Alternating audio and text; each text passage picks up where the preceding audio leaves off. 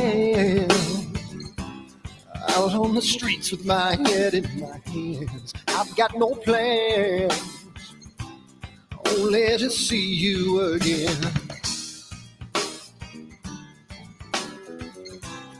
Don't get me wrong, sometimes I like being kicked on the ground. I'm not that strong, but then I come to my senses.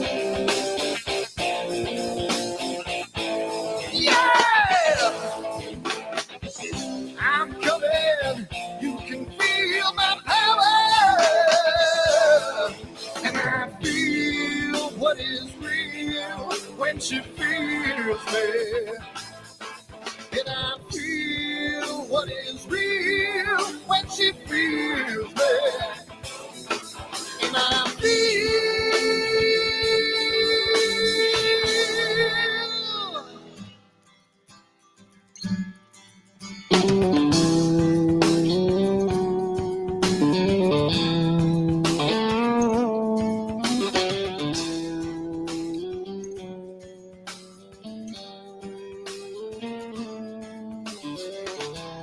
don't be afraid. Don't do that man with the scar on his face. It's a charade. It's just the way you've been living.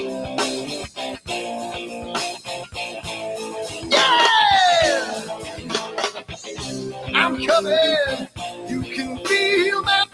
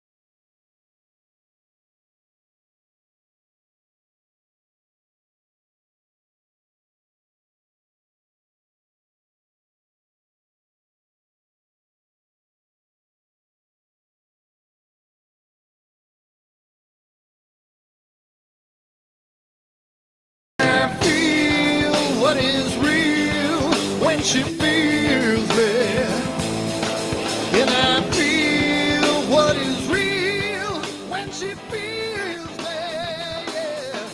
And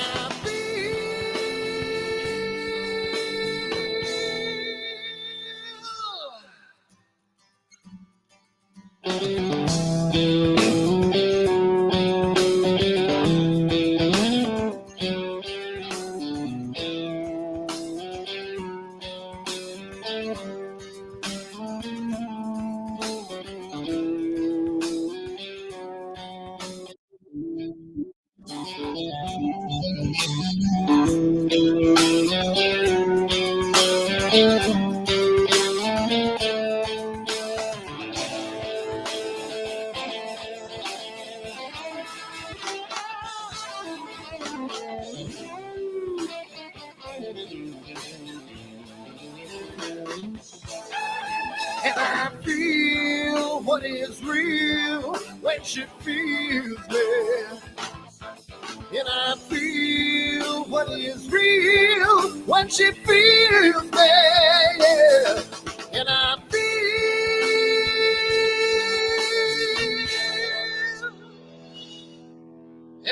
feel what is real when she feels me.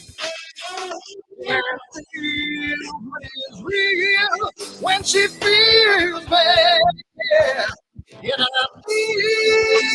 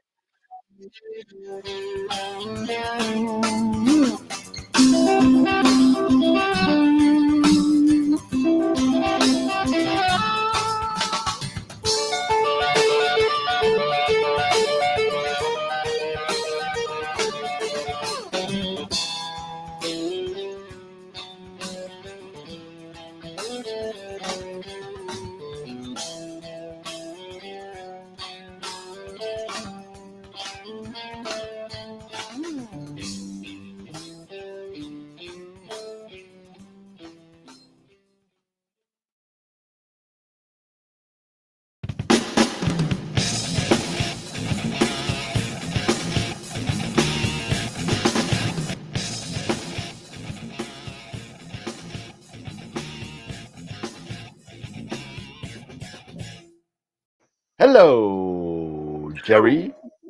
Hello, folks. Oh, yeah. What's going on? We got some new stuff going on here. We don't have any new guests, but we got new toys. We got new topics. We got. It's Friday night. I've worked 5 days straight. I haven't done that in 20 years. I usually have. I take split days off because I gotta split the monotony. I don't have 2 days off in a row, so I take Sunday, Thursday. I work the other 5, so I can't take dealing with the idiots for 5 days straight. So I split it up, and I've past 2 weeks I've worked Monday through Friday, and I'm ready to shoot myself. So, cheers, everybody. Nostrovia. Right out of the Deer Hunter. There you go.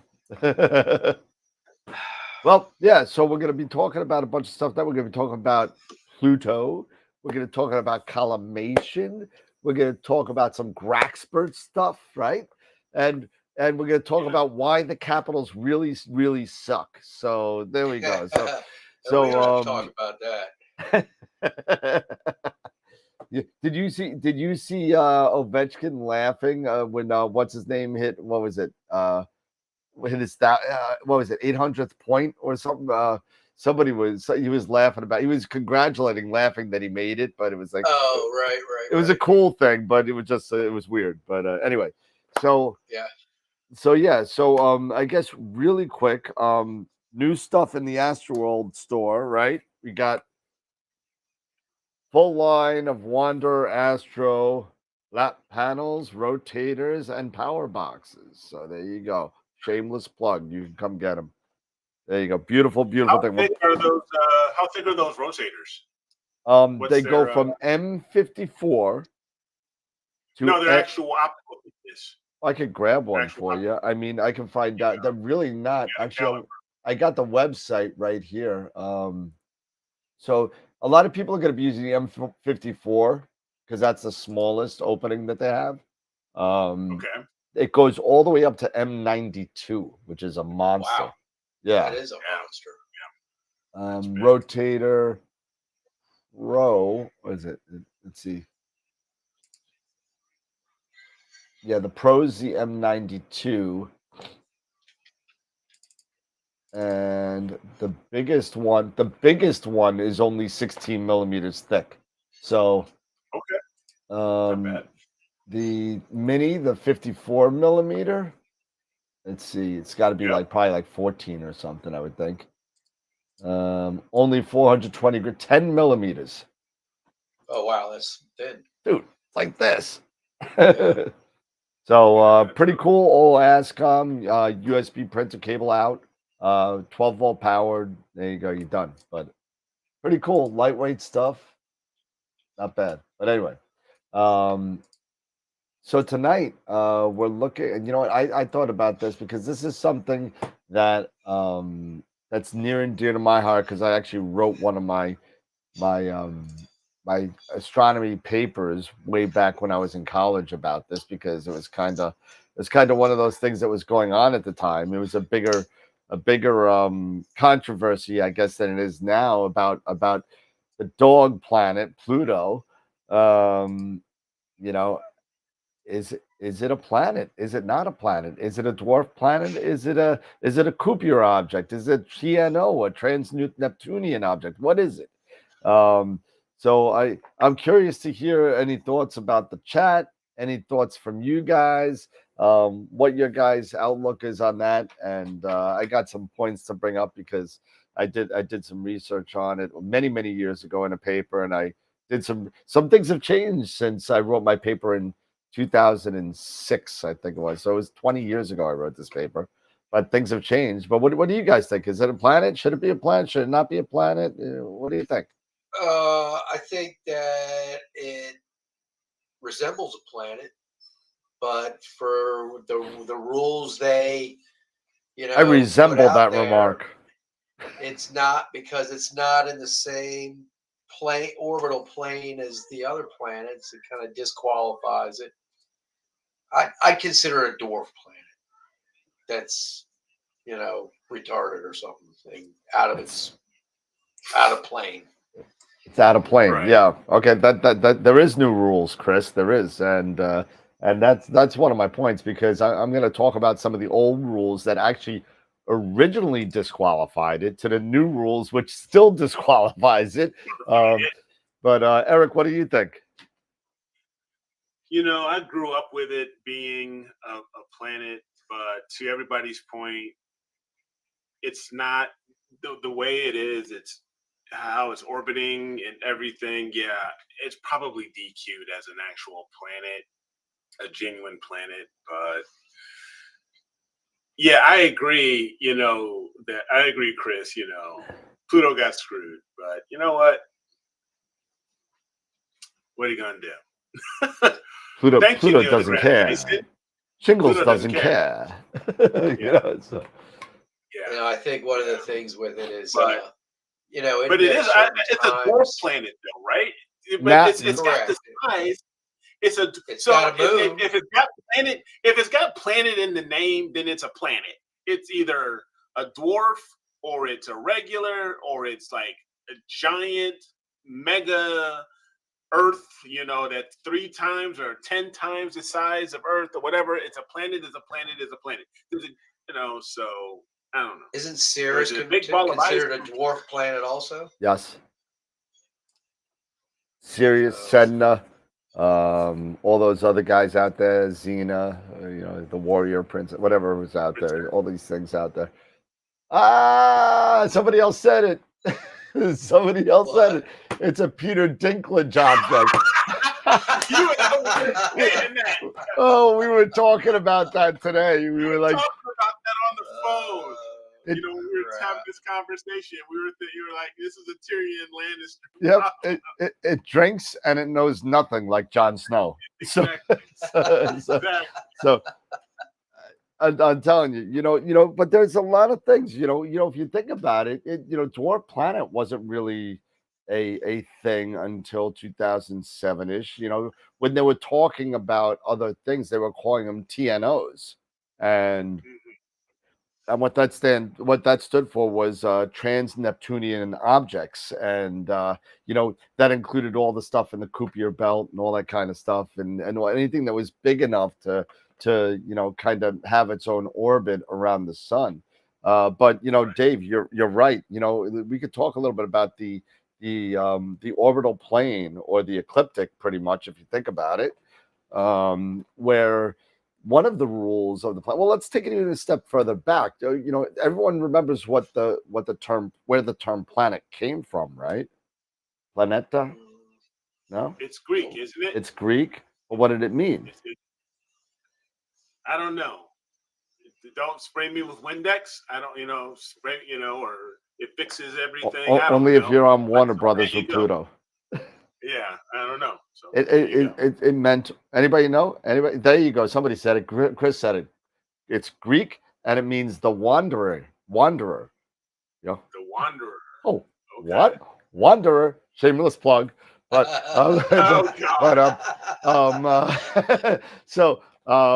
yeah, it means wander. And what that really meant in the sky was these lights in the sky just changed their position based on the background stars, and nobody kind of knew what it was, so they just called it Planeta, and it was the Wanderer. So it kind of like moved back and forth, and it got really weird when they started really talking about precision, and you started to recognize these things not only go forward but they go backwards. They're sort of going back and forth and back and forth. So it's about wanderers. So by that terminology, yes, Pluto is a planet. Now we move forward a couple of thousand years, right? Retrograde motion. I'm sorry, not precision. You're right, Chris. My bad. Retrograde motion. Wow, you're really dark, Dave. You're like the guy from Silence of the Lambs, and it puts the lotion on its skin, or it gets the hose again. Turn my little spotlight on. How's that? There you go. Now you're like, I had some fava beans with a nice Chianti. So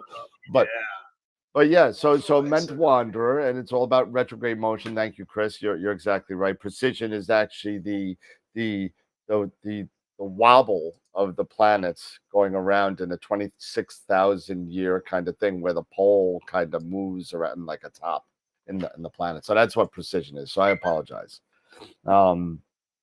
That being said, we move forward a couple of centuries, and we, our knowledge of the universe supposedly got a little bit better, right?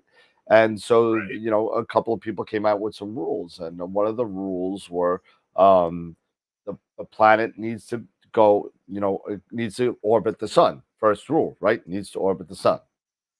Okay. The other rule is that it's got to have mass enough to resemble a spherical object. It needs to be close to a sphere. That's the second one. And the third rule was that it needs to be within plus or minus 10 degrees of the plane of the orbit, the orbital plane. Okay, so that's what it was back pre-2006. It was kind of like that's what the rules were. I think there was one more. Oh, it also had to clear its neighborhood of any other debris or anything, so it wouldn't smack into anything. Okay, so that being said, first things first, Pluto, everything orbits anywhere between Earth being 0. All right, so if Earth is 0 on the ecliptic, right, everything goes between plus to minus 7 of the plane.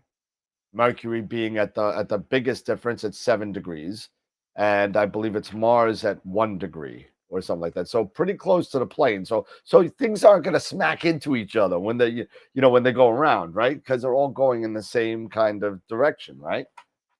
That being said, Pluto orbits at a 17-degree angle of the orbital plane. So you got things going like this, right? And you got Pluto going like this, right? So that's a problem for two reasons. Number one, another one, I forgot the fourth rule. One of the other rules were the planet can never get closer to the sun than any other planet, and Pluto broke that in 1977, where it got closer, and it stayed closer than Neptune to the sun for 20 years.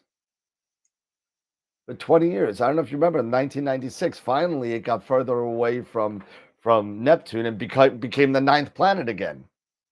It was the 8th planet for 20 years. Right. Yeah. So that's a big problem too.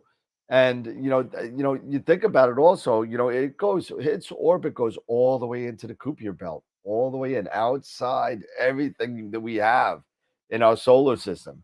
It goes around in such a way. So that's another thing. Now the one thing that Pluto's got for it, it's not a moon, like I believe Eric or Dave said. It's not a moon. It does have an orbiting moon. I think it's Sharon. Sharon, yeah, Sharon, right? Sharon, whatever you want to call it.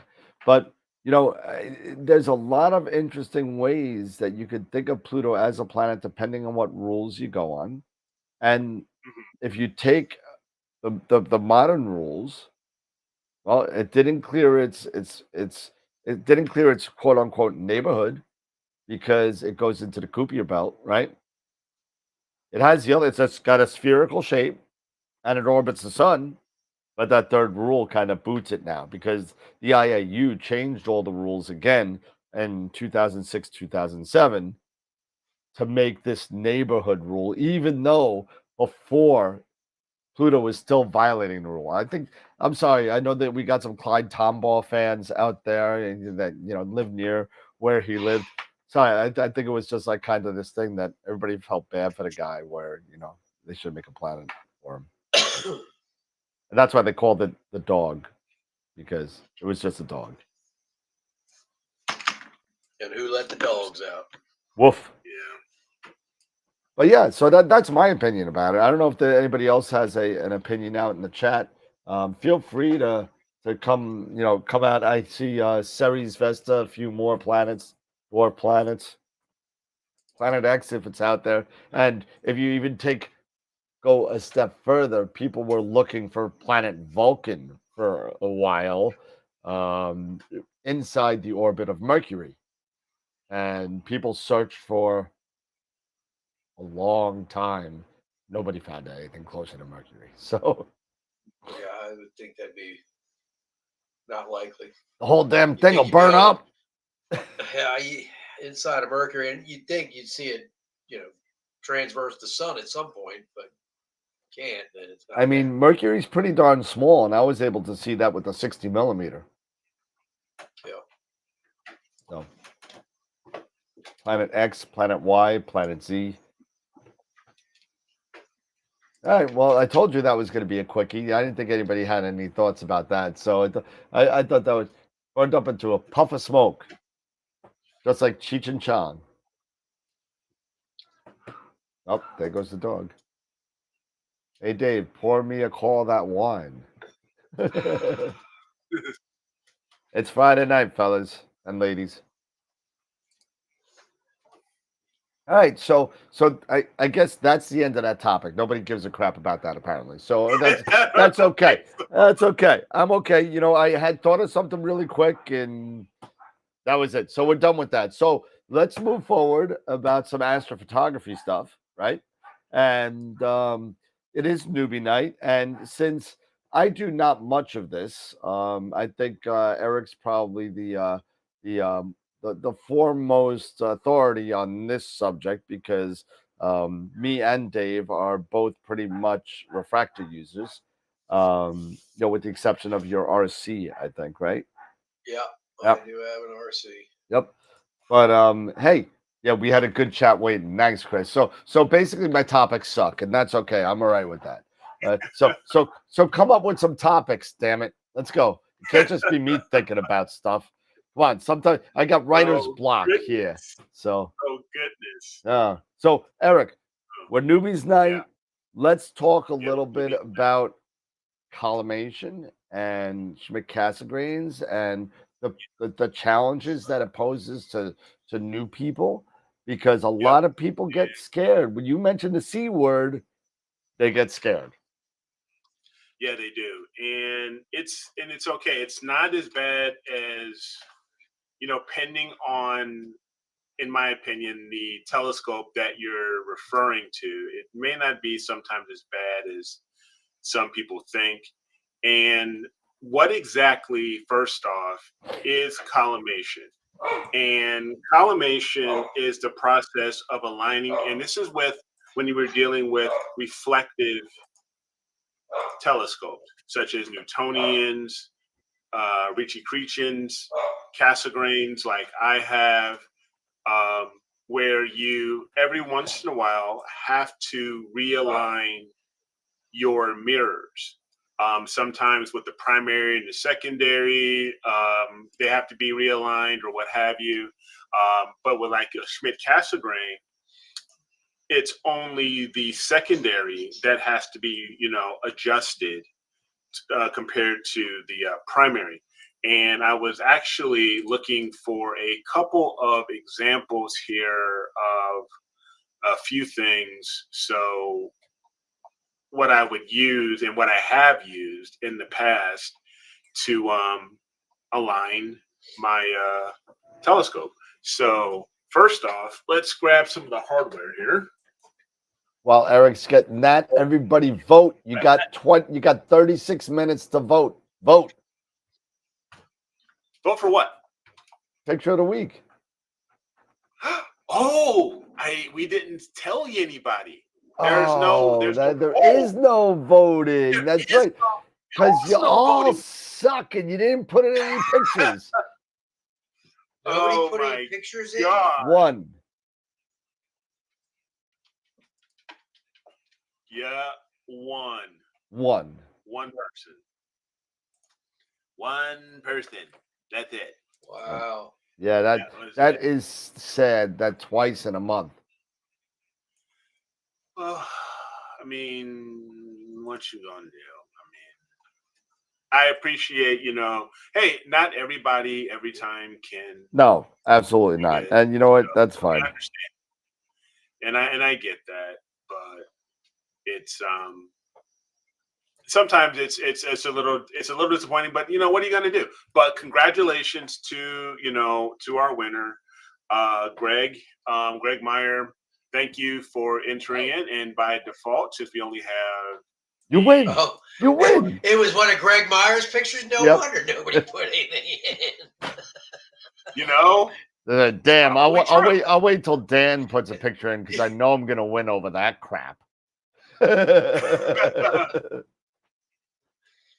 oh, it's Greg Meyer's picture. Never mind. So yeah, it's Greg. So all right, we'll forget it. We're not doing it. We're gonna lose anyway. But it's okay. I mean, I'm just sorry. I know I'm stalling here. That's okay. I'll make you stall. So this was kind of on the fly. There you go. Type of deal. So let me gather all this information up. I got it, Eric. I got it. What's that? Oh, you did. It came in. It came in today. And nice. Leon. This is Leon. Wow. This is Leon. And Leon's getting larger. but yeah, so this is my solar eclipse lens. This is what this is going to be. So this is a nice 100 to 400, and if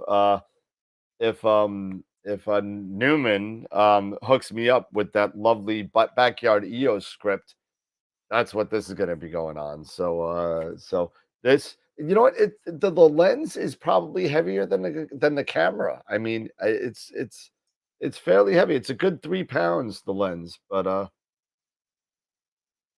I'm looking. Yeah, well, I would think so. I mean, all the glass is probably in it. Yep. Yeah. So it came. Good. All right, so let me just share my screen here on a couple of things. Minimize a couple of things and get a few things out of the way here. And we're going to talk about this because reason I thought about this is, one, the time of the year it is, right? We are now, in full swing officially in spring.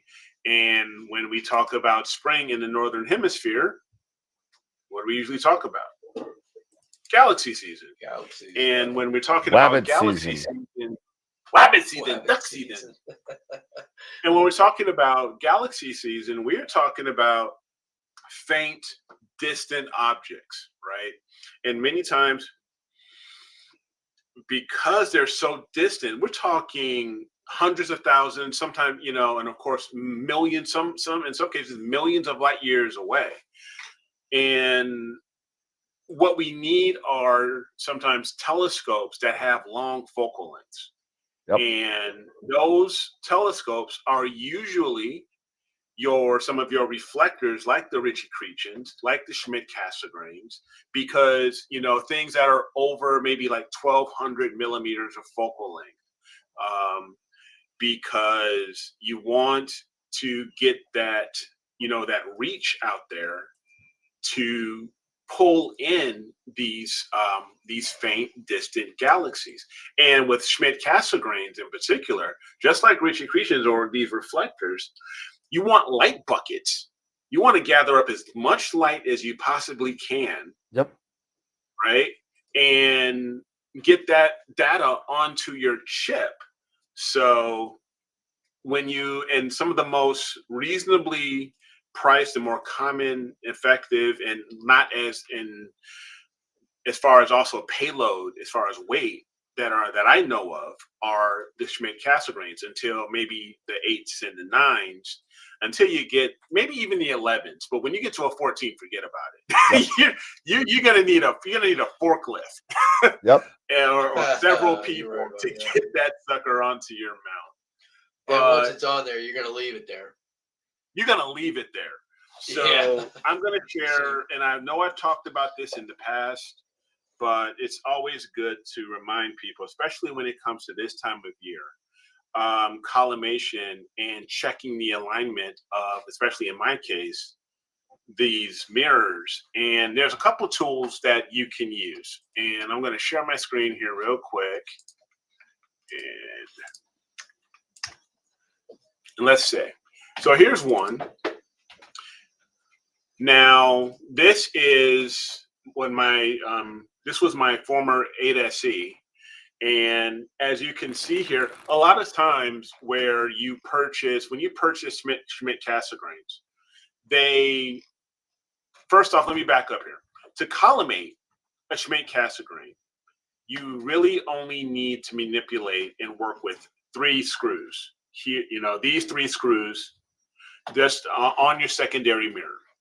Now, most of it in Celestron and Meade, when they ship these out brand new, these are normal Phillips head screws.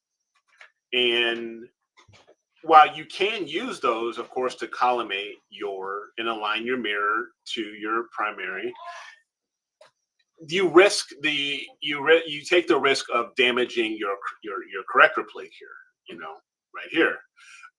You risk, scratching it, things like that. So they have released items such as what we have here, which are called Bob's knobs, where you can install these, and Dan has them here. He sells them. Out there, so another shameless plug. Where you can use these in replacement of those, Phillips head screws. And this will make your life quite a bit easier. I will admit this. It will make your life a lot easier when it comes to collimation. And helping you realign that, and realigning your secondary. Now, another thing for me personally, one of the problems that I've had with Bob's knobs and this is just me. I'm not speaking for AstroWorld telescopes or anybody else. This is just me. I would tend to lose collimation a bit more often than I thought was necessary. I mean, I would have to, whenever I put my Schmidt-Cassegrain back onto my mount, I would always have to end up recollimating. And it got a little frustrating, especially, you know, when you're out there in the winter and you're loosening and tightening, because also with collimation, the process of collimation is loosening or tightening one screw at a time, one of these 3 screws, taking a look at the star that you are looking at, that you are using. You want to use a bright star, and you want to see that you have a very nice donut as far as your defocused star. Your star does have to be defocused many times when you're doing collimation like this. So you have these here, and you want to basically get that center donut, which is basically the correct, you know, the secondary here, the secondary mirror here. You want to get that centered. You want to get that centered into that defocused star. And so you would loosen or tighten one of these 3 screws, and then check your alignment and tighten. Then if you ever tighten or loosen one, you have to do the opposite to the other 2. So if I'm tightening this top one here, I have to slightly loosen these 2 lower ones. And other way around, if I loosen this one, I have to tighten these 2. And the goal is to get your secondary mirror, that center donut, you're looking at the defocused star, in the dead center.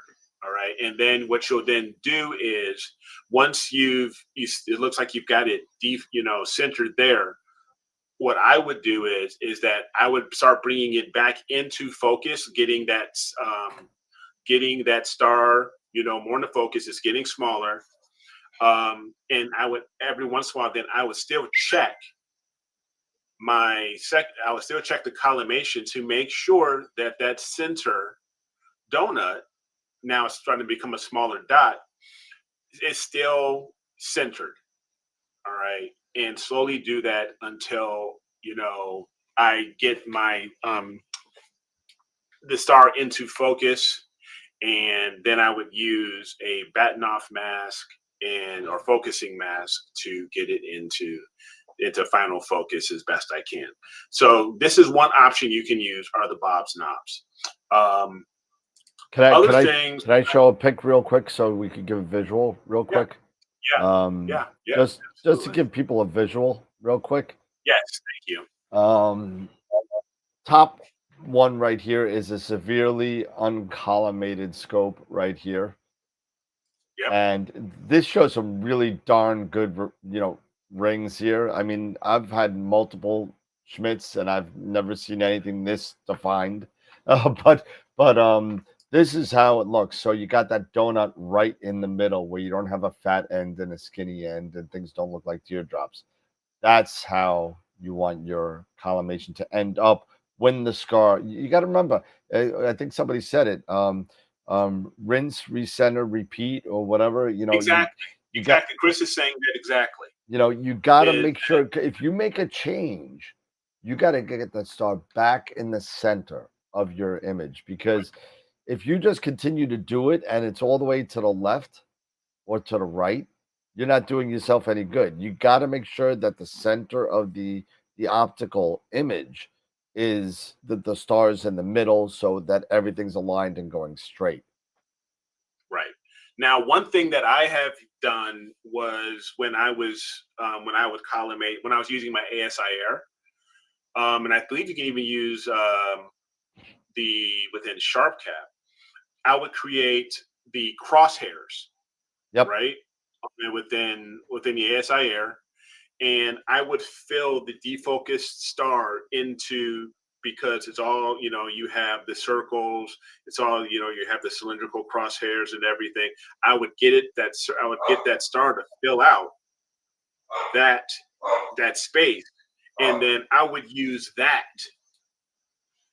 to help me with getting my secondary mirror, getting that secondary when I'm collimating, getting it into the center of that target. And now I believe SharpCap has something very similar when you're using crosshairs and stuff. So they are really, really, really helpful. And that's something that's been a tool that I have used, and I'll get back to that in just a second as well. We're talking about crosshairs. Now, another tool that I have used as far as my collimation screws, because as I mentioned, my collimation screws, the Bob's knobs, like I said, they would loosen. It got a little frustrating. Then I went to this using wing nuts. Now, one thing you can do is definitely, if you're curious about making sure you have the right size screws, you can refer to Celestron's website, Meade's website, your manufacturer's website to make sure you are purchasing or going to get the right size length of screw for your particular telescope if you are going to attempt something like this. Now, here I'm using the stainless steel wing nuts in place of the Bob's knobs, and the reason I did those is because this way I was able to still keep my gloves on when I was outside and doing collimation, and I could still loosen, tighten, or do whatever I needed to do to collimate my telescope. Now, another tool that is out there, and we will switch over to this real quick. Try that. It's one of my favorites.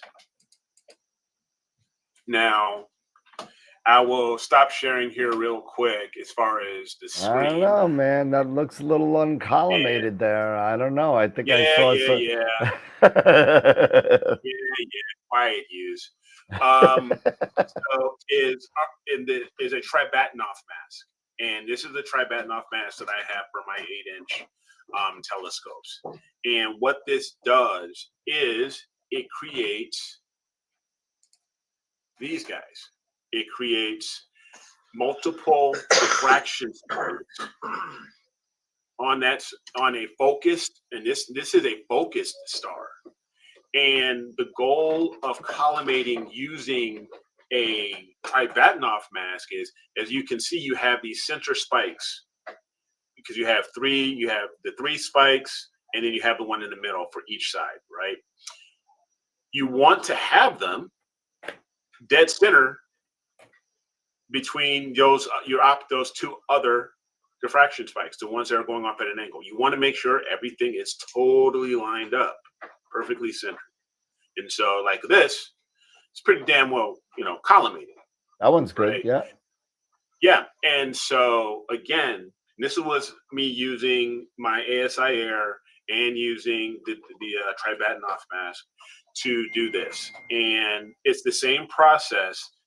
Now, there's one question that I had when I was doing a video on using the Tribatanoff mask with with my Schmidt is, how do you know which diffraction spike is which? The way you basically understand and which diffraction spike is which is I would use a piece of cardboard, or you have cardstock, anything like that, and you can cover two of the screws. So you would cover one side of the screw, so you're only leaving one, right? Let me go back here to the preview to my sharing here. So you would take your cardboard, cardstock, what have you. You would cover one side of your telescope only leaving one screw showing. Now, what that would do is when you go back to your Tribatanoff mask and you're looking at everything, it would basically leave one set of these spikes. So that way, you know, okay, this is the screw I'm working with. If this one's out of alignment, this is the one I can start working with. And then I can either push, pull, re-get everything back in line, because as Dan said, when you are manipulating these screws and moving these screws around, doing this push pull, you are moving your star out of focus. You're moving it out of the way, and so you have to use your mount and slightly move it back so you can get it back in line, so you can see what you're doing. And then I would then check. I would tighten or loosen those other two screws. And then I would go to the other spikes, right? Again, covering up that one I just worked on, as well as another one, and do the same thing. And just continue to do that until all 6 diffraction spikes, center diffraction spikes are like this. And the more you utilize tools like a Tribatanoff mask, or if you're just doing it off of if you don't have one of these and you're just using a distant defocused star, which is just as fine, but this is a much better tool, and I think it gives you a bit more accurate as far as within your collimation, and they're not that expensive. I mean, if you have a 3D printer, you can look up plans and 3D print one of these yourself. Or you can spend less than $20 and order one. So you have this, and then so you have this tool here that can help you get into collimation with an actually focused star, which is one thing that's kind of nice versus having the defocused star, is that you are using already a focused star. It's already in, and the Tribatanoff does double duty. It does collimation as well as making sure your star is in focus. Now, if I go here to another photo here, those are the 3 notes. Okay, so now I'll stop sharing there. So that's one. So these are a couple of examples of what you can use. What I've been using recently is this guy, and I will take this out here. I don't know if you guys can see. I'll show you that this goes on the screen. OCal. This is the OCal collimator.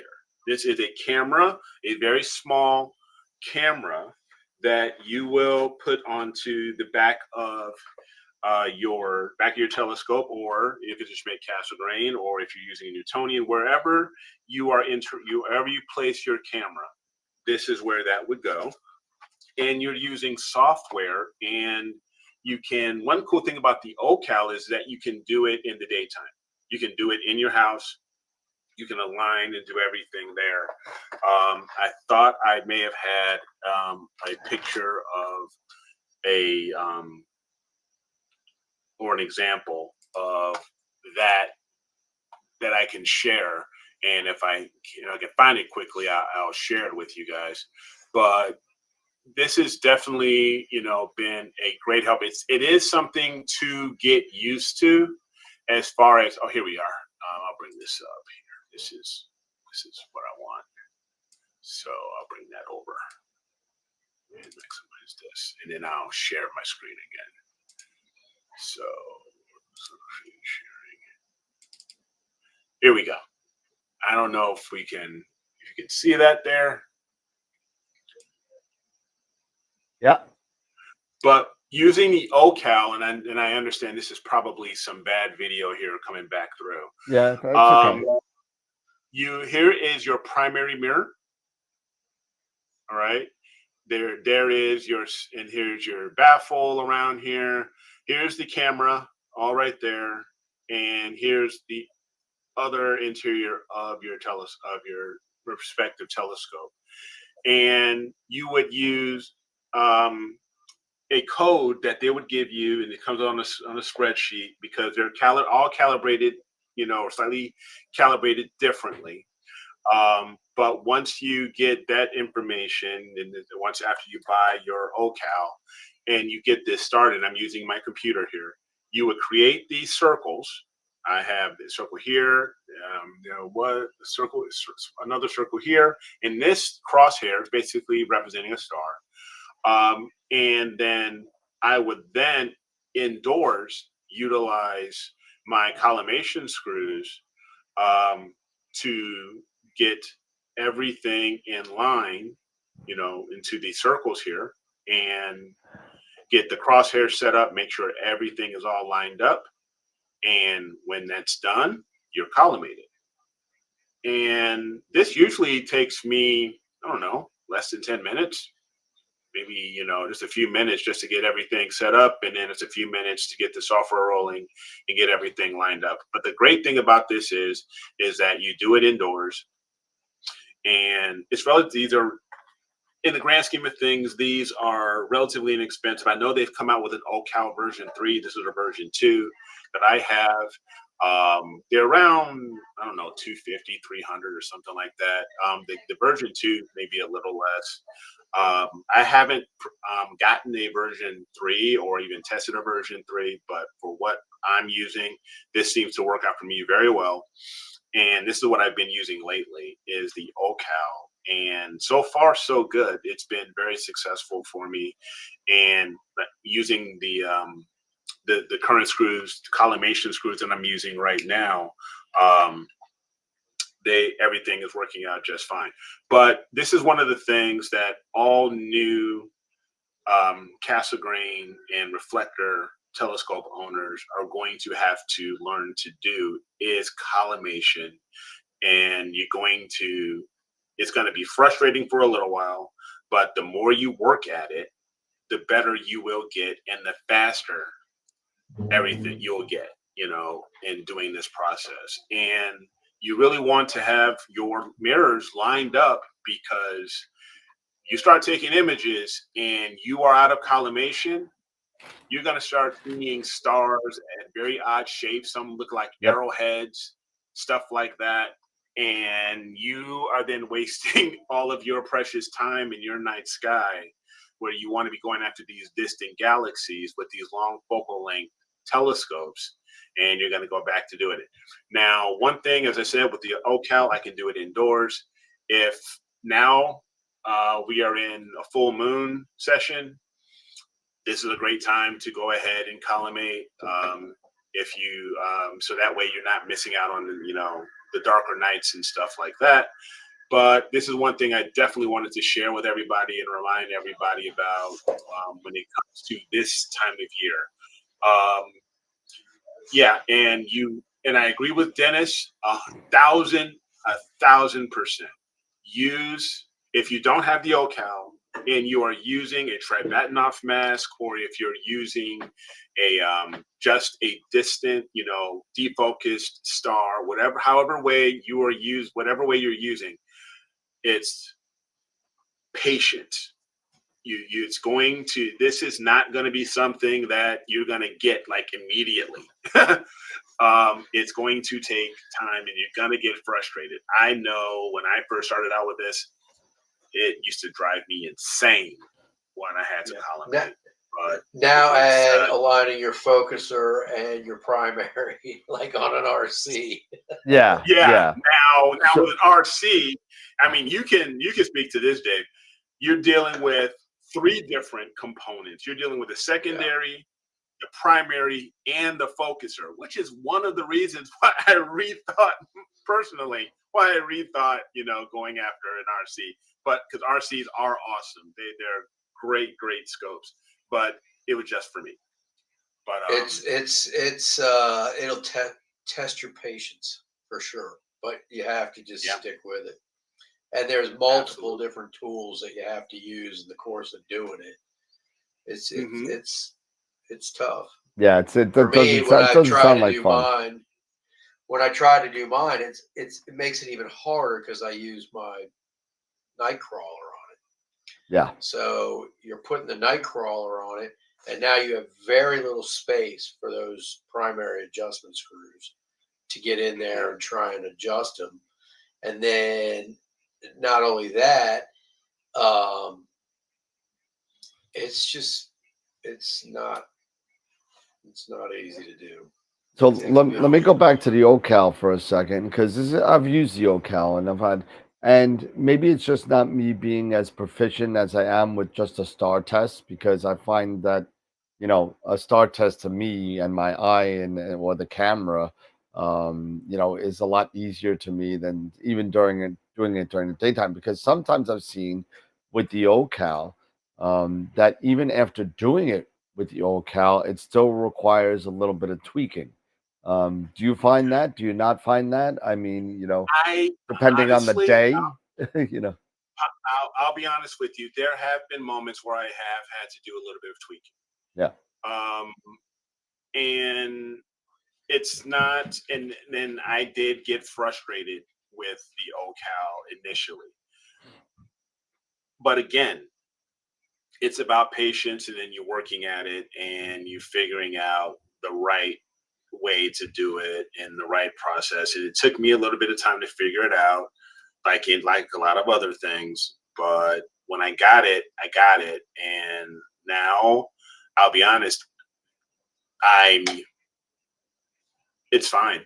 Really, yeah. It's really no problem. But I will admit, yes, when I first got started with it, it was a little frustrating for me. Yeah, because I'm like, I sat there and I tried to do certain things with it, and I did everything from like a 7-inch all the way up to a 14-inch, and and every single time I'm watching, and to be dead honest with you, the instruction manual, horrible. It's dreadful. It's like it's absolutely horrible.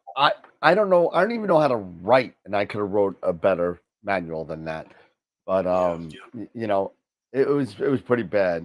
Just trying to deconstruct the instructions to kind of figure out what's going on with it. But and then let's be weird, and let's be honest. It's also because of maybe part of the language barrier.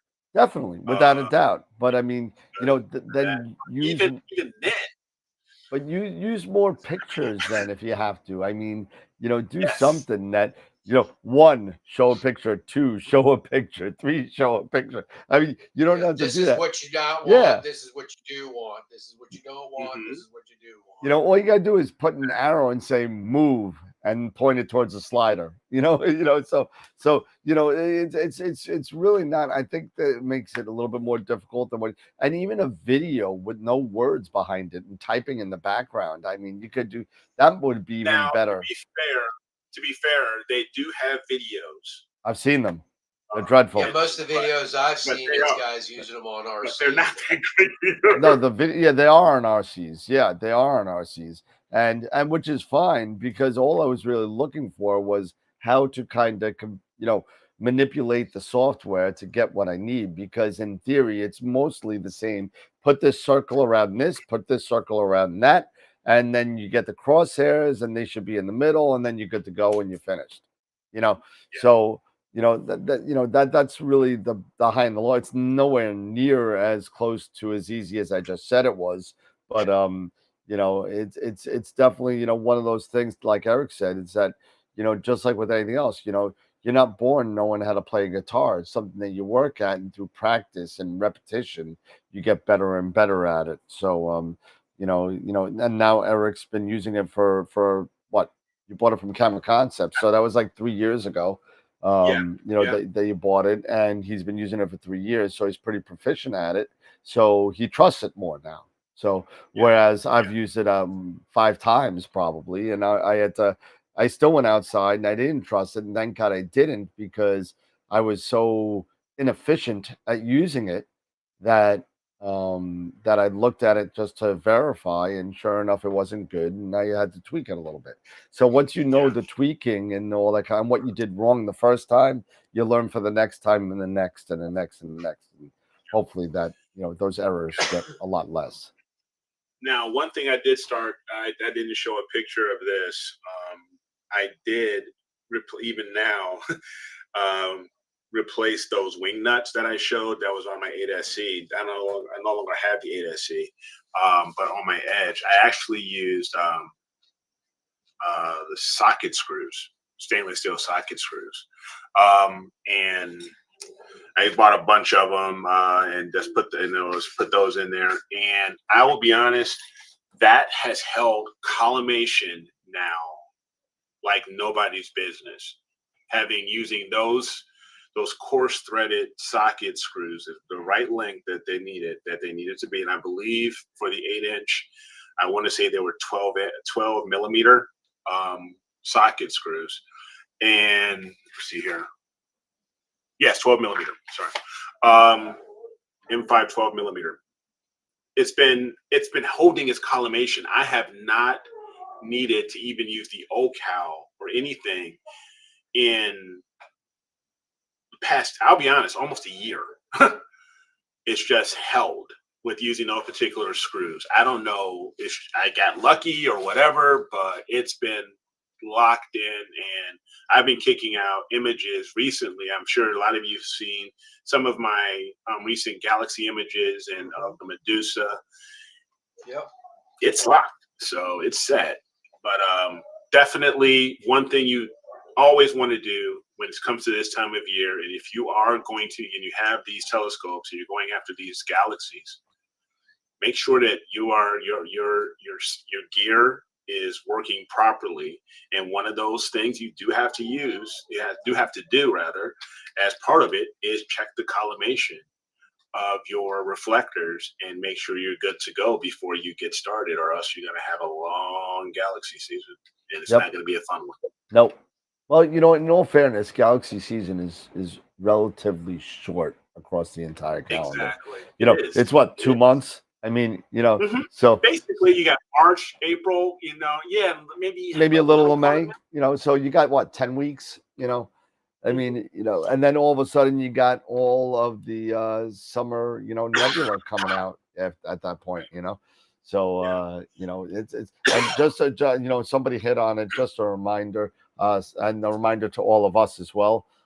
April 3rd is going to be our first 8 p.m. Wednesday show. So all shows starting April 3rd will be 8 p.m. Wednesday and Friday night will be 8 p.m. No more 9 p.m. shows.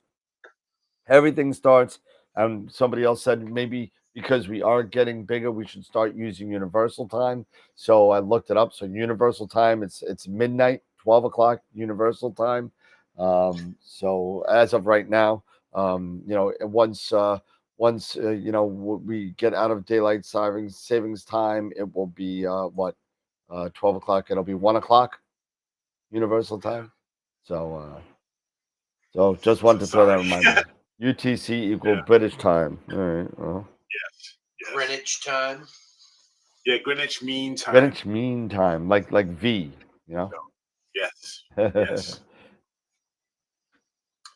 So there is that as far as collimation and galaxy season and all that fun stuff. And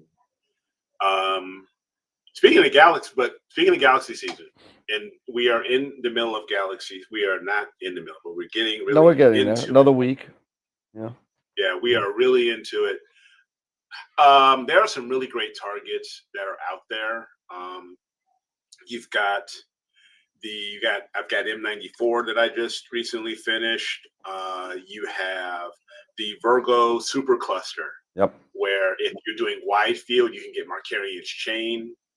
And you can get lots and lots of galaxies that way. Oh yeah. You have the Leo triplet. You have Hickson 44. Yep. You have several ARP galaxies that are out there. There's just so many, because now that the Milky Way, that arm that usually we are able to see all of the nebula within the Milky Way. Now this moved, maybe because of our Earth rotation and everything, it's out of our way, and now we have now have this huge window to the rest of interstellar cosmos. space. Yep. Yes. You know, to our little slice of, you know, the cosmos, and you can start seeing a whole bunch of our neighbors in our galactic neighborhood. So this is that time to do it. So if you are into galaxies and really into this this time of year, now is the time, you know, to get out there and just, you know, enjoy yourself, because to Dan's point, it doesn't last very long. Nope. You know? Nope. It does not. It does not. So, Eric, are you talking about shoulder screws? Of what I'm using now, or the little wing nut screws? No, it's a wing nut screw. It's not a shoulder screw. Yeah, there's little twist wing nut screws that I was using. Yep. Intergalactic. Yeah. So one of the things, like I said, with me using the OCal, and like you were saying, Dan, I've used it now for several years. I've gotten it locked down that if I did need to collimate, I would just bring it indoors, do everything here indoors. So I don't need those wing nuts, or I'm not really doing anything outdoors. And I would then I can get it right back out onto the mount, and I'm ready to roll again. Yep. Man, I'm just hoping I could get some imaging done this summer and spring and stuff like that. I got my beach permit ready to go. I've had it for a couple of months. So New York State parks are open to me. So you know, I could be in a beach permit to be on state land on open past past 5 p.m. past sunset. Yeah, you need a beach permit. Interesting. Tom, I totally agree with you. He was saying, he made this comment, it's pretty cool to image an object that the light left before the dinosaurs bit the dust. You ain't kidding. Oh, yeah. I explained this to my daughter and my wife just recently, because Cadence has started getting a little bit more of an interest now in doing something a hobby, and I encouraged her to say, hey, just hang out with your old man, because she said she wants to hang out with her old man, do something with me, and I'm loving it. And I said, hey, would you like to learn about the night sky? So I just actually installed Stellarium on our upstairs computer, our little kitchen computer, so she can learn the basics. And the basics for me are, number one is to learn and understand the night sky and know what's around us. Right. So I'm really looking forward to seeing how, if she progresses with this, if she catches on, it'll be a lot of fun for, father and daughter to hang out. I tried to do that with my niece, and who I miss so much. I just haven't seen her in 15 years. But her name is Haley Starr. And her name is Haley Starr. So for her 15th birthday, I bought her a nice 6-inch a 6SE. I bought her for her 15th birthday, and we used it a handful of times, and I don't know if she used it ever since then, but I'm sure she still has it 20 years later, I think. But I mean, I'm sure she still has it, but we'll see. Yeah, we'll see. Yeah, I actually was telling you, Dan, that I got, because I'm trying to get ready for the eclipse, and I actually broke out one of my old telescopes that I've had, one of the original telescopes that I had when I wanted to get back into astronomy, which was my Celestron 102 Mac, the AstroPhi. Yep. Sure. So I'm going to actually use its mount to use with my DSLR and the ASI Air, and I'll take that with me to Indiana and set up the ASI Air to do all that. So yeah, I'm taking this guy, and I'm gonna say thank you in the beginning for Norman for sending me the Backyard EO script, which he's gonna send me to run this guy for the eclipse, and hopefully I can enjoy it and chill out and whatever. Just as a side note, for those of you that missed, the registration for Cherry Springs is now closed and has been closed for a while. It opened on the 18th at 4 p.m. and it was sold out on the 18th by 8 p.m. Really fast. So yeah, I might have some tickets available. I'm not sure. We're gonna have to see. But it depends on who I promised to already and who actually is gonna go. So I mean, I do have some. I did buy a couple of tickets, but we'll see. The camera is a 6D Mark II, so that's it. Yeah, and I'll use my 6D when I set mine, work on mine. Yeah. Kind Same of a camera, bummer just a different noise level. That's it. Yeah, basically. But it's been, snowing up this way. So we ended up getting like 4. Yeah, we got caught with a late winter storm. So it's we got 4 inches, and I was really hoping this weekend to get out and practice with this new setup that I'm going to use, but it doesn't look like that's going to happen because the clouds are going to be here as well. So it's going. We've had some clear nights, but it's been windy. Yeah, it's been really windy here We've had clear, but it's been like 20-mile-an-hour winds with gusts in the 30s. Yeah. Oh, it's been bad in New York too. Same thing. So last night was calm. I guess I got 9 hours in last night, more on 106. So okay. See how that goes with the new filters. I got about 6 hours. Oh, those are the Enlias, right? Yeah. Those are them. I love you, man. So yeah. So one thing is that because Dave's making me think about it. There's one Galaxy Target that I want to image that I have not yet, and that's the hockey stick. Oh yeah, the whale and the hockey stick. Yeah, the whale, and the whale's right there too. The whale and the hockey stick. Yep. So you're not allowed to get the whale on a hockey stick. You don't like hockey. You don't want to have anything to do with hockey. You don't want to. Whatever. You know what? You can't get hockey. I want to do it. You know what? I just want to do it just to spite you. Oh, I got a hockey stick. I'm fine. I'm good. I got my whale and hockey stick. I just don't show my stuff. I'm gonna do the hockey stick and superimpose this logo over it. Oh. Yeah, so like the New York Isles, same thing with the hockey stick. We'll just take the hockey stick and put the. So I was like, is it M109 the vacuum cleaner? Is that the one they call the vacuum cleaner? I always thought that was a cool one too.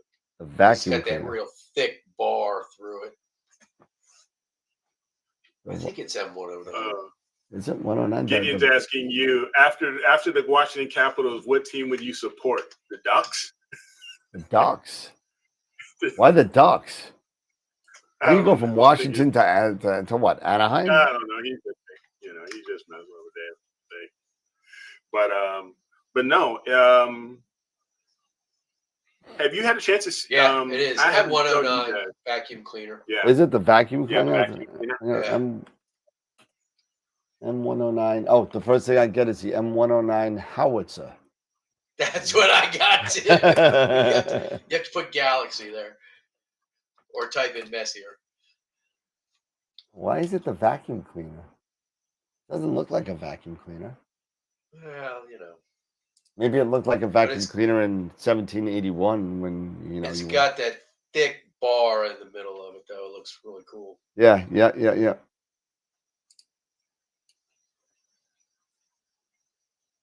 So I always love the story about. I need more focal length to get that one. I can't get that one. Need more cowbell. Even my RC it's still really small. What, for the owl? No, the owl, man. I can get that. Oh, I thought you said the owl. I'm sorry. No, M109. Oh, okay, yeah. Gideon, any Chicago hockey team? For me, of course, there's the Chicago Blackhawks, but there's my local farm team, which is a farm team for the Chicago Blackhawks, which is the Rockford Ice Hogs. No. We go there, and my kids and I, we've gone there several times for school events and stuff like that. It's right here in the next town over, and really inexpensive to go there and spend an evening there versus going to, an NHL game where I'm probably going to kick out a heck of a lot more money. Yep. But, oh yeah. And those minor league games are fun. Yep. Yeah, they are. They're a lot of, Yeah, I've been to a couple of Bridgeport Sound Tigers games. Yeah. Although I gotta say, minor league baseball games are the most dreadful things I've ever been to. I'm sorry. They're the boring. You gotta go to the Savannah Banana games.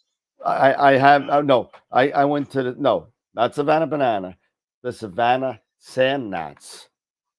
Oh, the Sand Gnats. Sand Gnats. That's what they were called. The Savannah Sand Gnats. Because if you've ever been in Georgia, you know what I'm talking about with the sand gnats. These things just are like they come in waves and they just eat the crap out of you. And they gotta run in the water. Woo, man! They all of a sudden your entire legs are filled up with a whole swarm of gnats.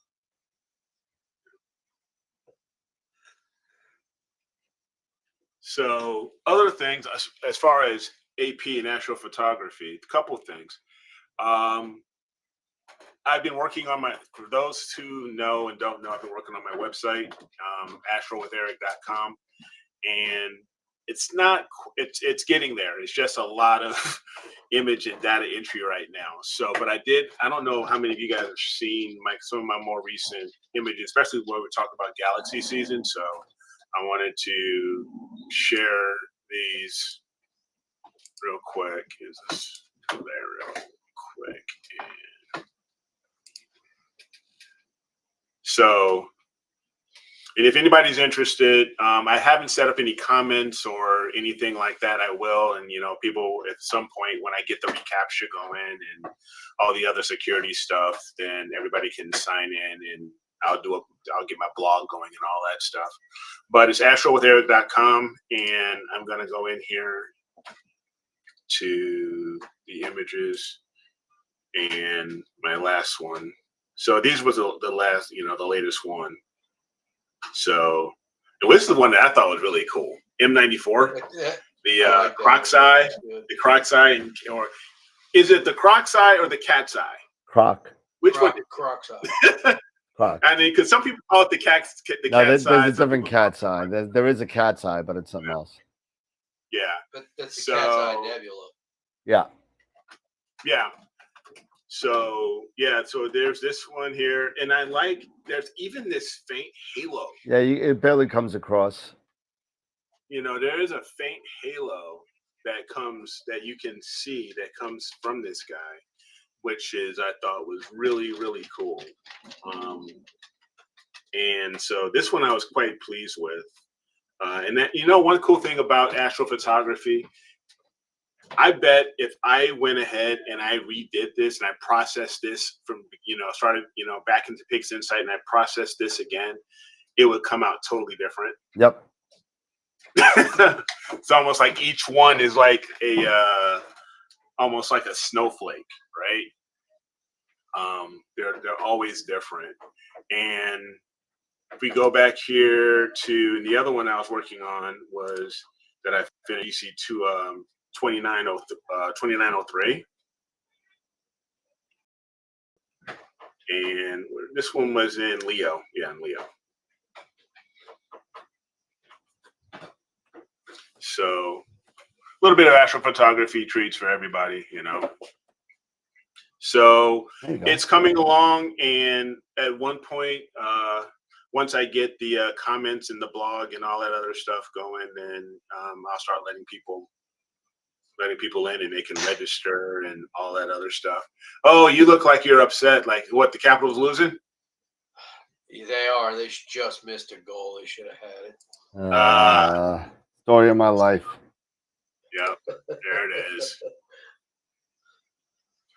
So if anybody's interested, you can feel free to go check out the work in progress right now at astrowitheric.com. And and if you have any comments, once I get everything up, there will be a comment section and all that other stuff as well. So, nice.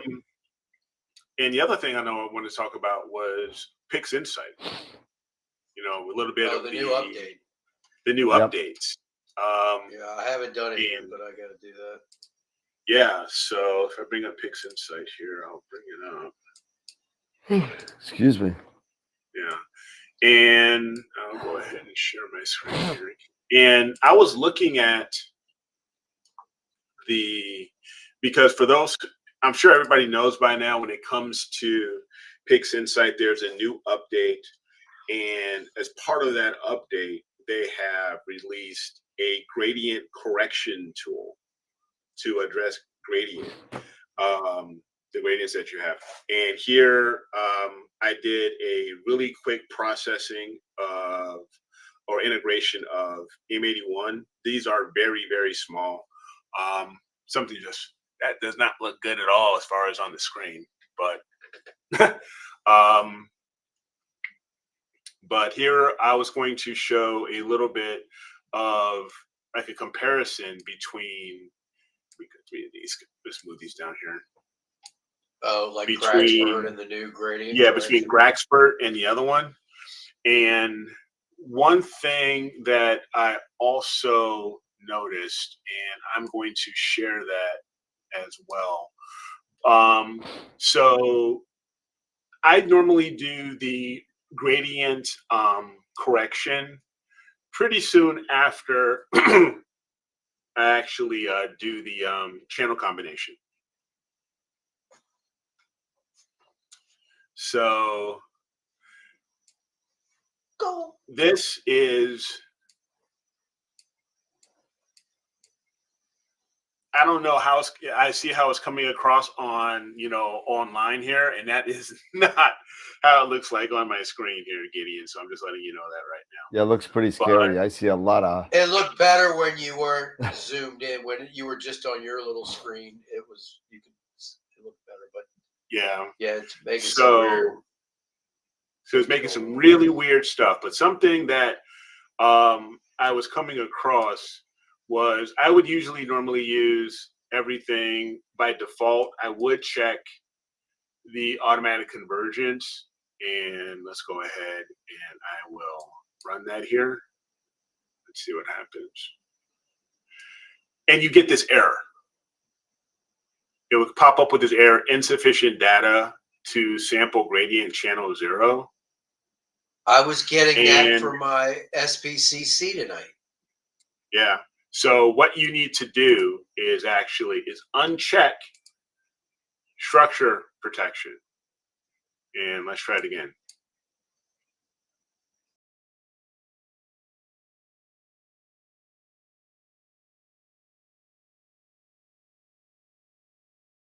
And then there it goes. Now, this is really, really weird. I don't know about that, man. It looks like you lost a lot. Yeah. But here's the crazy thing, and this is where I'm going back and forth with, do I like the gradient correction? Do I like Graxpert? Now, if I go to Graxpert and it's under script, it's under script, toolbox, and Graxpert, and I use subtraction and everything. And I'm actually going to choose the first one here and check it. Let's see. It's going to be this one here. Let's see how this one does. Much better. Much better. Much better, right? 10 times better. Yeah. So the one on the right has the same exact process as done before as the one on the left, except exactly. It's simply just a clone. So basically, that's like the difference between a nice fried shrimp and some escargot. I mean, I'm not a fan of escargot, so I mean, So now, Eric, the only question I have for you is, obviously, that image, because there's not a ton of stars in that image. What would happen if you ran DBE on it? That's a good. Well, let's take a look. And how good would that look? How would that look? You wouldn't have to put a ton of samples in that image for DBE. Right. Let's take it back. So I've gone back, and let's go to DBE. So we'll go processes, all processes, dynamic background extraction. I find myself doing all three and seeing which one's the best. Yeah. So let's take a look. See here. I have my parameters. Sample generation. Click on your image. Why isn't it? Click on your image. Yeah, that's what. There we go. Sorry. Duh. Yep. And generate. Oh man, those samples are small. You got to increase your tolerance. Those are small. Yeah, I got to increase it. So, what do you think? Maybe 10, 30. Wow, I was going to say 50. All right, fine. There we go.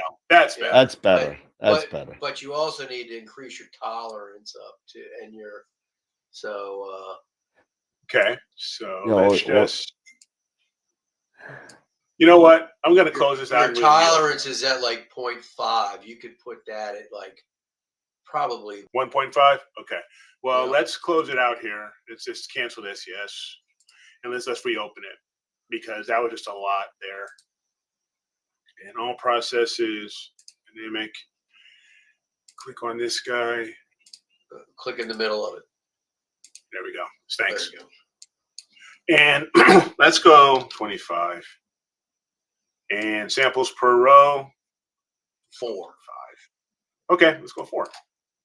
And tolerance, we're going to go 1.5. Okay, let's generate. All right, that's much better. Let's get this out of the way. Just move anything off the galaxy. Yeah. Yeah, I'm just taking them off the galaxy. Let's move them off of there. And that one's fine. Gonna get rid of that one. Just move them off. That's all really I'm doing here. Because, yeah, you brought up a really good question. And my correction, I do subtraction. And I will replace the target image. Yeah. Do we normalize or not? No, don't worry about that. No, I don't think so. And let's go. Let's execute. Yeah, see what happens. You're right, Ernie. That's a color image, right?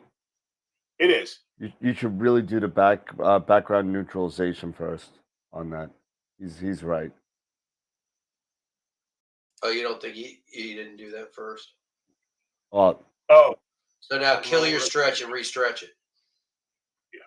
In order to get a proper sample rate, you should really do a backyard. Oh, look at that! See, that looks really good, Eric. Yeah, and if you did a neutralization, it'd probably look even better.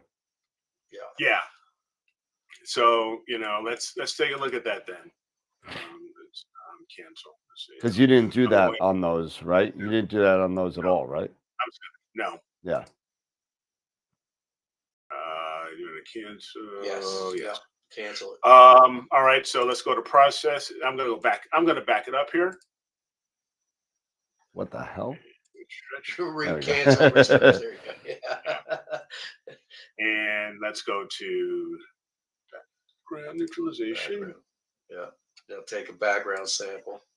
Yeah, and I'm going to take a background sample. A white light and a regular. Yeah. Yeah. So there's that. I just use target image for. Yep. You could do that.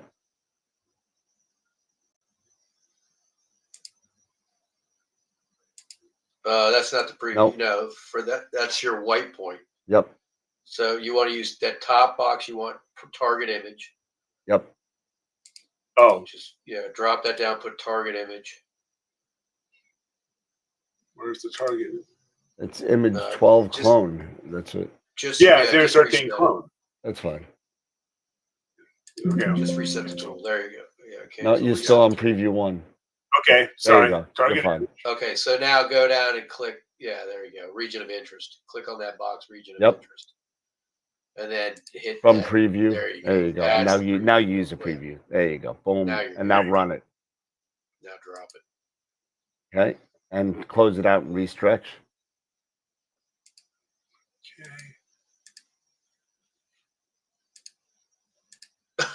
What the hell? I don't know. That's weird. This is not a very good demo. Nope. 0. This is a really crappy demo. This is what not to do. This is what we all do, actually. This is what not to do. Exactly. It's like, what the? Maybe they are linked. Yep, maybe they are linked. So go back into your STF. Did you run? Are you running this again? You're not running it again, right? No. Go back into STF, unlink the channels, and then stretch it. Yeah, you're linked. Yeah, now re-stretch it. No, they were unlinked. They were. They were. All right. They were unlinked. Yeah. Yes. So Kitty's like, this is a very bad demo. This is a very, very bad demo, Eric. No kidding. You know what? Let's go to picture of the week, and let's say, yeah. But I'll tell you. Long story short, for me, at least for right now, Graxpert works better. I'm still sticking with Graxpert. There you go. Actually, I tend to think your DBE image probably looked better. Yeah, it kind of did. It gave you a little bit better, a truer color to it, I thought. Yeah, it was, this is just, it's just weird. I don't know. So just use the German program. Yeah. That we will, Gideon. That we will. I'm just curious.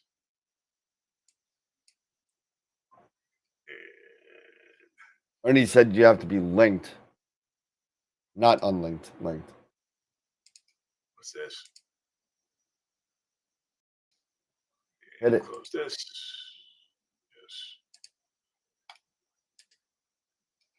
There we That's go. better. That's better. That's better. That's really good. That looks much better than. I still think Graxpert looks better. But but Graxpert still. I see a lot more detail in Graxpert than I do. Yeah, than I do in here. Yep. So again, this is why I'm going to stick with, at least for me, my opinion, I'm going to be sticking with Graxpert at least for a while. Sticking with I don't know what. Mm-hmm. And that being said. Let's end this demo. Yeah, let's end this demo, please. Good God.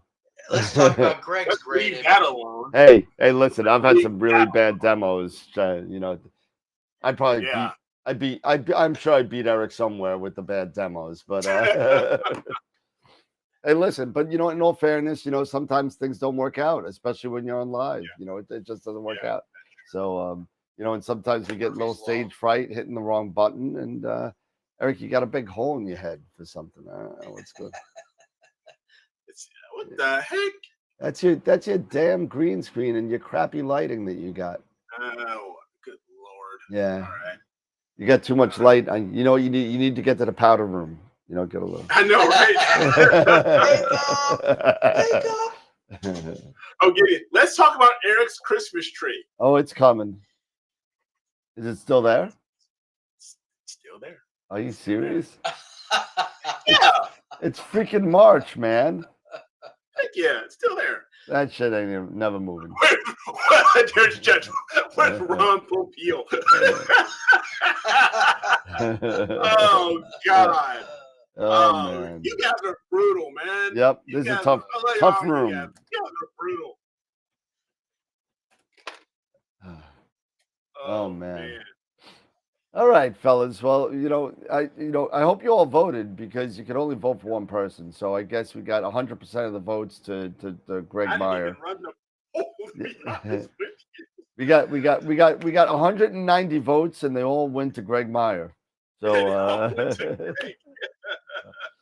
no. On a serious note, everybody, if you're out there imaging and you're so inclined, feel free. If you're watching to throw it on astroweb.com, go to the link. It opens up on Mondays. It opens up the entries open up every Saturday. So Saturday. I don't even know anymore. It's going to be opened up again. So Saturday. And put your things in, and then the voting starts Monday, right? Yes, it does. Yep. So actually, no, it starts Wednesday. It starts Wednesday. I don't even know when that. Ever since I let Eric run away with it, I don't know when it starts. I have no idea. Entry period is from Saturday until Tuesday. Is from Saturday morning until Tuesday morning at 7 a.m. Eastern. And then so you have plenty of time to enter in your photos, and it doesn't matter if it's a recent photo, a past photo, as long as it's your photo, something you've worked on with your own equipment, nothing from a remote imaging site or a service or anything like that. So that's all we ask as far as the honesty. It could be a collaboration between two members. It could be absolutely. It's fine. So I mean, just as long as you put the time and you put the effort in there, and even if it's a teamwork thing, I really want to put together that whole, sorry. The whole maybe collaboration where everybody takes pictures of the same thing this spring, spring and summer. Mm-hmm. And we put all of it together, like 300 hours worth of data, and we put it all together. That would be nice. And Eric's going to process it. Yeah. So congrats. Well, that is a nice pick, though. That's a nice pick. Picture of M78. That's a really interesting framing too. I like the framing of it. Yeah, so that is a really, really good picture of M78. So yep. Congratulations. I'm curious where he took that, because he has a tendency to go to a lot of dark sky sites. Yeah, well, that's okay. Hey, it's all good. As long as it's your data. No, I mean, as long as it's your gear, hey, all good. Because my M78 hasn't come close to this, but we'll see. But anyway,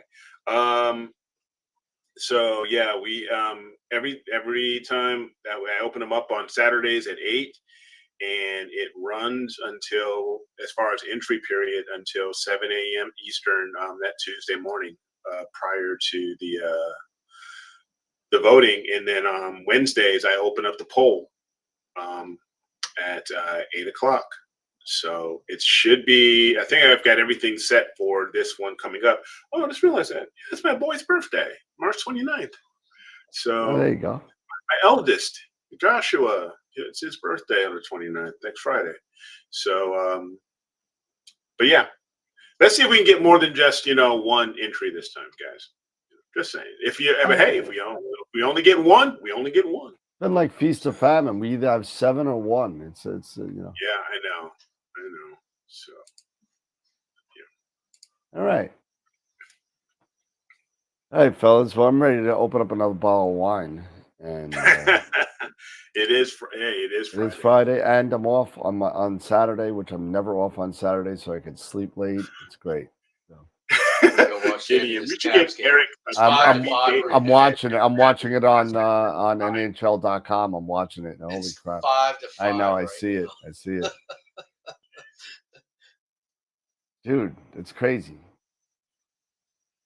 Anyway, it's nuts. All right, Eric. Final thoughts? No. All right, again, good. No, you said no. You're done. No, you said no. You finished. I said no. You said no. I don't need to take this. I'm out of here.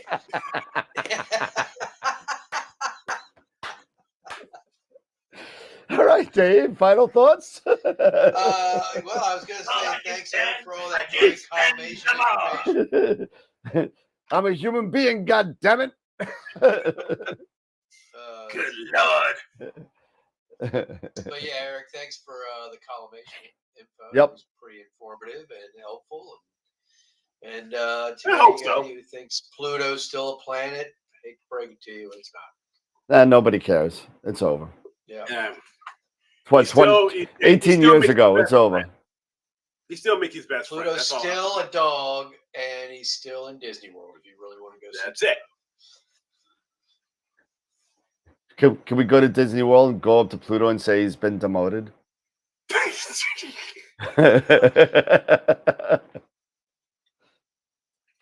Yeah. All right. Cool. So everybody, have a great weekend. Have a great night. It's gonna be good because I'm gonna be sleeping till what? I wake up tomorrow. I'm gonna get all caught up on that sleep because I'm tired.